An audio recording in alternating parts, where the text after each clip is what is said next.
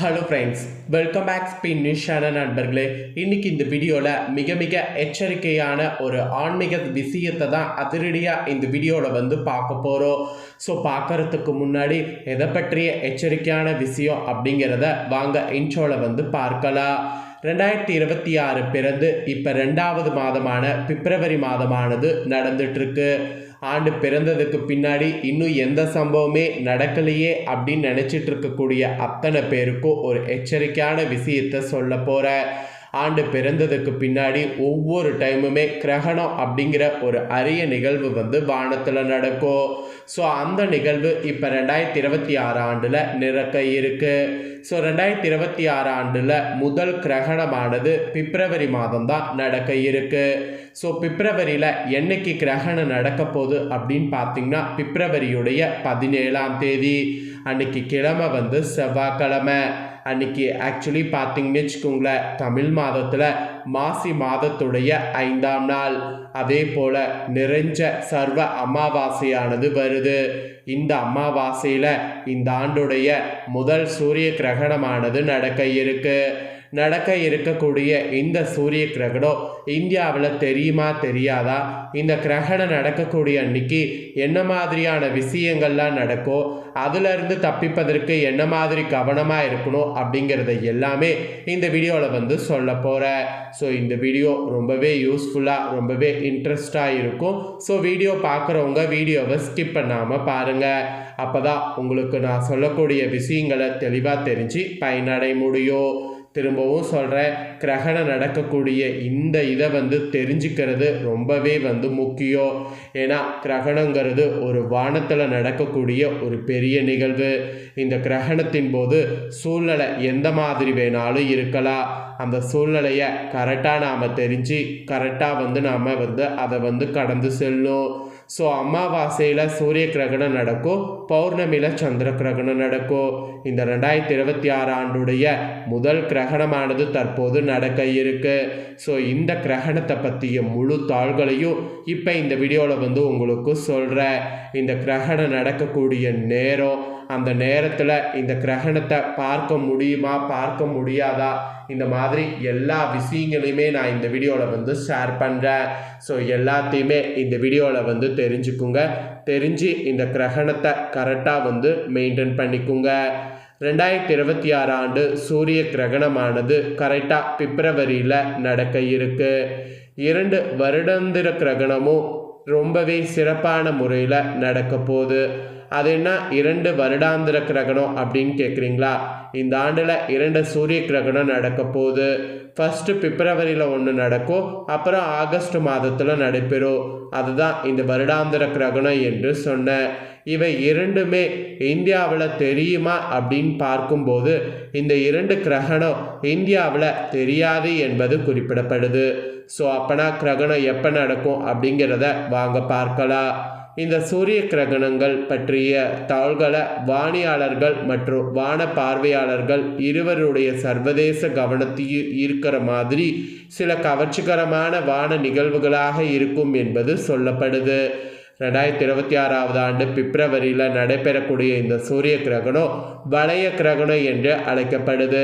அதே ஆகஸ்ட் மாதத்தில் நடைபெறக்கூடிய கிரகணம் முழு சூரிய கிரகணம் என்று சொல்லப்படுது. இந்த இரண்டுமே பெரிய சூரிய கிரகணங்கள் என்று சொல்லப்படுது.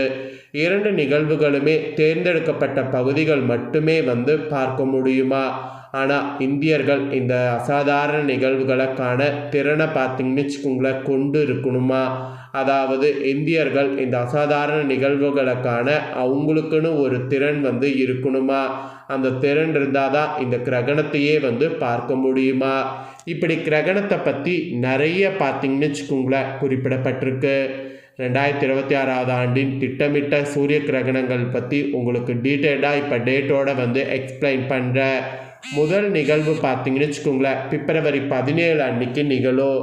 இந்த கிரகணத்தை வளையம் இல்லைனா நெருப்பு வளைய என்று அழைக்கப்படும். 2வது நிகழ்வு ஆகஸ்ட் 12, 2026 அன்னைக்கு நிகழும். அப்போது இந்த ஆண்டின் மிகவும் எதிர்பார்க்கப்பட்ட வானிய நிகழ்வுகள் ஒன்றாக முழு சூரிய கிரகணம் நிகழும். ஆனால் இப்போ வரக்கூடிய கிரகணம் நெருப்பு வளைய கிரகணம் என்று அழைக்கப்படுது. பிப்ரவரி 17 வருடாந்திர கிரகணத்தினுடைய பகுதி கட்டம் 9:56 மணிக்கு தொடங்குகிறது. அதே நேரத்தில் அதன் வருடாந்திர காலம் 11:42 முதல் 12:41 வரை நீடிக்கும். அதன் அதிகபட்ச புள்ளி 12:12 மணிக்கு நிகழும் மற்றும் அதன் முழுமையான நிகழ்வு 16:27 மணிக்கு முடிவடையுது.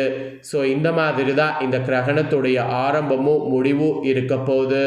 அதே ஆகஸ்ட் 12 நடைபெறக்கூடிய முழு சூரிய கிரகணம் அதன் பகுதி கட்டம் 15:34 மணிக்கு தொடங்குது. அதே நேரத்தில் முழுமை பார்த்தீங்கன்னு வச்சுக்கோங்களேன் 16:58 முதல் 18:34 வரை நடைபெறுது. உச்சம் 17:46 மணியில் நிகழ்கிறது மற்றும் முடிவு 19:57 மணிக்கு நிகழ்கிறது. இது ஆகஸ்ட் 12ஆம் தேதி நடைபெறக்கூடிய சூரிய கிரகணம் டைமு. ஸோ இந்திய நேரப்படி இந்த நேரங்களில் பார்த்தீங்கன்னு வச்சுக்கோங்களேன் கிரகணம் நடைபெறுவதாக குறிப்பிடப்படுது. இப்படி நடைபெறக்கூடிய இந்த சூரிய கிரகணம் இந்தியாவில் இருந்து பார்க்க முடியுமா அப்படிங்கிற டவுட் கண்டிப்பாக ஏற்படும். ஸோ பிப்ரவரி மற்றும் ஆகஸ்ட் மாதங்களில் நிகழக்கூடிய இந்த சூரிய கிரகண நிகழ்வுகள் இந்தியாவில் இருந்து தெரியவில்லை என்பது தான் குறிப்பிடப்படுது. ஸோ இந்த சூரிய கிரகணம் மற்ற நாடுகளில் தெரியுமா அப்படின்னு பார்க்கும்போது கண்டிப்பாக தெரிய வாய்ப்பு இருக்குது. பிப்ரவரி 17ஆம் தேதி ஏற்படக்கூடிய வளைய கிரகணம் தென் ஆப்பிரிக்கா, தென் அமெரிக்காவின் தொலைதூர பகுதிகளில் தெரியும். அண்டார்டிகாவின் பெரும் பகுதிகளில் ஓரளவு தெரியும். வளையமானது தொலைதூர அண்டார்டிகா பகுதிகள் மற்றும் தெற்கு பரங்கடங்களில் தெரியும். அதாவது அந்த நடைபெறக்கூடிய சூரிய கிரகணத்துடைய வளையமானது தொலைதூரத்தில் அண்டார்டிகா பகுதிகள்லையும் தெற்கு பெருங்கடல்கள் பகுதிகள்லையும் தெரியும். அதே போல் ஆகஸ்ட் 12 முழு சூரிய கிரகணம் ஆர்க்டிகா மற்றும் கிரீன்லாந்து, ஐஸ்லாந்து, வடக்கு ஸ்பெயின் மற்றும் தீவிர வடகிழக்கு போர்ச்சுகல் இடையான பாதையில் தெரியும். அதே நேரத்தில் அருகில் உள்ள பகுதிகளில் பகுதியளவு காட்சிகளை காண்பிக்கும். ஸோ இந்த மாதிரி கிரகணம் பார்த்தீங்கன்னு வச்சுங்களேன் வெளிநாடுகளில் தெரிய வாய்ப்பு இருக்குது. அதே போல் இந்த கிரகணத்தை யாரால் நல்லா பார்க்க முடியும் அப்படிங்கிறதையும் சொல்கிறேன். அண்டார்டிகா மற்றும் தெற்கு ஆப்பிரிக்கா மற்றும் தெற்கு தென் அமெரிக்கா இந்த பகுதிகளில் இருக்கிறவங்க பார்க்கலாம்.